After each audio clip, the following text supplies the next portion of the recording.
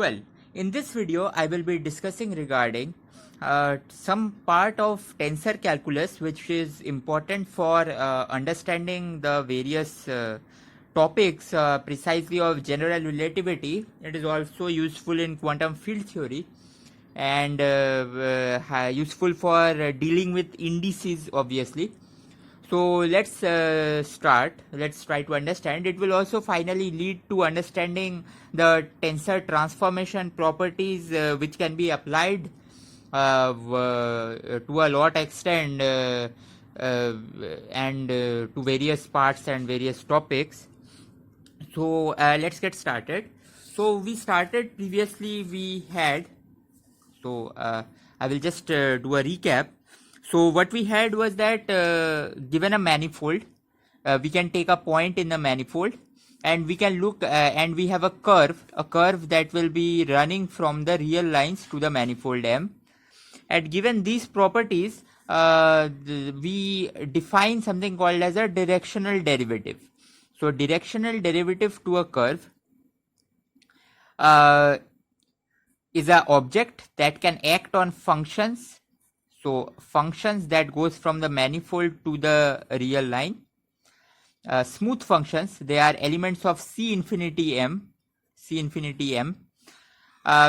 how does it act? It acts like this: f of gamma whole derivative at a point 0 such that gamma of 0 is fixed to be P that belongs to the manifold M. So this is the characterization of directional derivative. And further, we saw that the characterization can be written in a better way. X gamma can just be written as some coefficients del xi at a point P. And then we said that these were the basis vectors. So these are the basis vectors. So and then we collected all these directional derivative to a curve, to every smooth curve gamma, all possible gammas, and those forms the tangent space TPM. So now once you have such a tangent space, you can now collect the tangent spaces. You can form a disjoint union. Then you can form maps, which are generally the bundles. But we will not go into those details right now. But you must remember that there is a difference. So there is a difference between del xi at a point P and del xi. Why is there a difference is quite easy to understand, because you see this thing can be evaluated at a point P and then it will belong to tangent space of that point. So del xi is actually a map from the manifold level to the underlying TPM space. So these are what we call the fields. So a field, intuitively you know a field at every point points like a vector. So del xi can be evaluated at a point to the manifold and then it will lie to the tangent space at that point. So it will give you a vector, because the elements of the tangent space are called vectors and the elements of the dual tangent space are called covectors. So with all these notations cleared, let's try to prove some important properties. So let's see. So now we will precisely prove the fact that a vector is a vector. So that means an element in the tangent space to a manifold can be represented in the chart formalism, but it will essentially be independent of the chart formalism finally. So let's see why is that. So here charts are generally the various coordinates map, like Cartesian coordinate or polar coordinate. So you have a vector, it can only act on a function. So let's act it with a function. It is f of gamma derivative at a lambda such that gamma of lambda is P. So given that, I just substitute here that identity operation, x inverse Ox, and then I will use the chain rule. So the chain rule first sees this term and partially derivatize it, at a point x of p, because gamma of lambda is p, so I get x of p. And then you have the derivative of xi of gamma of p. So this is the chain rule with the Einstein summation over the I index, where I index will run throughout the dimension of the manifold. So given this thing, now we saw previously that this part here that you see, so I will just circle it. So this entire thing is by definition is important, is by definition is this entire thing here. So I think I cleared it in the previous video. So this by definition is this, and this part here by definition is this. And hence we arrive at a very compact notion of characterizing the tangent vectors that belongs to the tangent space. So what is that notion? That notion is precisely, let me try to make it here a bit. So that notion is that x is a vector belonging to, suppose, TPM. Then x can be written as Vi del del xi at a point P. So this is the notion that I was talking about, where this Vi will actually be some sigma I, where sigma I is the curve. So the curve will just be determined by this part, and this part will determine the basis. So that is the notion here. And then let y be some another chart. So you have x as a chart. So x is a chart, and I did this entire formalism to arrive here. Now let y be another chart. And then I will try to transform this part into the y chart. So the part here can be again expanded by definition. So this is really the definition of this part. So this is by definition this. You can introduce an identity operation y inverse of y here. And then finally, after you have introduced this, you can use the partial derivative rule here. And then you can again see that this part here is just by definition here, this part here. Because these yj's are each in their own right a continuous function belonging to C infinity M.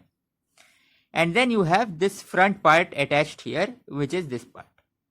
Hence we have shown that how this map, so how this part of the vector is transforming when I do a chart transition.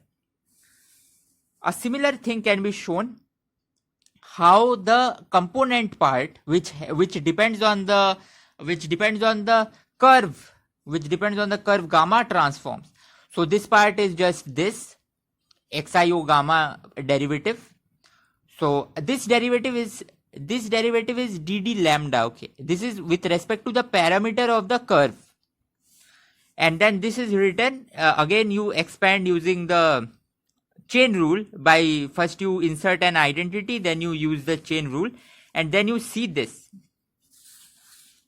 So we started with a tangent vector, and then after we started with a tangent vector, we then brought it down. We brought a tangent vector to its coordinate representation, and then we transformed these two parts, which depends on the x chart, to a new chart, which is the y chart here. And finally both of the terms are equal, and so we arrive at this cloud here. So now look at this cloud very carefully. So what this says is that I can expand this in terms of gamma I, this part here, and at the same time I can also expand this just by substituting this part and this part here. I can substitute this two part. You can go through the calculation again, and I will get this part here. This is a very big part here that you see. But now you see there is a summation convention here with the I index. So the moment this gets summed over, you will get a delta jk, and delta jk will kill this to give that. So the final fact, the final thing that I want to show is that a tangent vector, I will just follow the part here. A tangent vector this, gamma p to a point. So let's leave this. So let me again do a tangent vector. This is a tangent vector. It belongs to TPM. It can be expressed as gamma I dot del xi at a point P, and it can also be expressed as